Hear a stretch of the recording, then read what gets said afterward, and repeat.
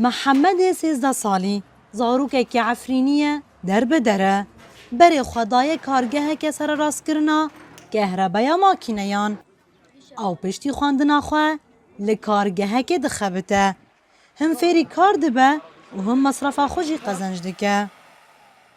كونم بفكي خرج حركة ومعاي معلمي خرج حركة خارجنا خاطيكم بركي خاط بيتو كنجر رياضة بسكليت نخبكرن ساعي شغل شاتنا بس مرة كوني عوكي يدركي کار محمد کوتەv malbata xwe li penageha Şehbadîjî nebdilê dayîkawiye çimkî temenê wî hîn biçûk e lê ew daketiye kar ku alîkariya malbata xwe bike ku rewşewaniya jiyanî li derbederiyê gelek dijwar e. دولار بها بیه تشک بها بیه امکانی متنه ام نکنن با وقت هنگه با وقت جیانی تن نکنه دماغو نلوگ جی هم ار بعد صناعت خواجی و هم جی بفکر حرکه و اولی کار به مارو.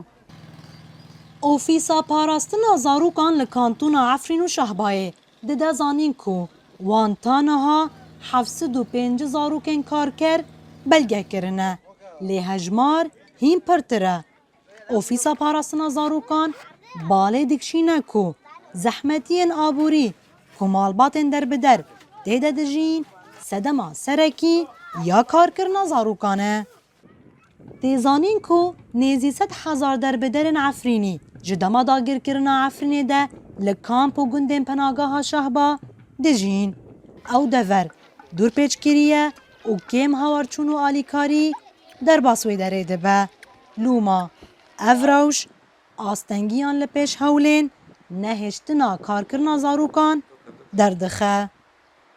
قولي إمكاني ماد شعبادو أم تشكون بن أم دكن شحملي توعي زولكو شحملي توعي جمول باتروني قاش بجنديورو تشتي أم كون بكن أم دكن أم تشتكن هنا برد يرك أم زولكو بقدمين أبدع عمول جامعتنا أجبروي أب تشتو بشي كلمة تشكي أم دكان تنجوسي ودمني كلمة. Di roja cîhanî ya dijî xebtandina zarokan de asteng û dijwariyên derbideriyê barê zarokên Efrînî giran dike û gelek zarokên wekî Mihemed hene kulkêleka xwandina xwe dixebitin jî lê pir zarok jî hene ku ji neçarî dibistan berdane û zaroktiya xwe di nava kar de diqedînin. Newrûz ra şodengê Amerîka penageha Şehba.